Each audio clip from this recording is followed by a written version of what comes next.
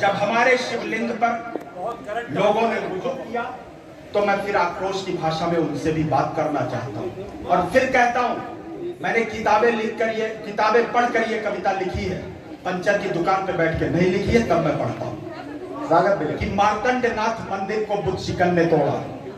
मैं थोड़ा इधर से भी शांति चाहता हूं, आप आयोजकों से निवेदन करता हूं, आप लोग थोड़ा शांत रहिएगा।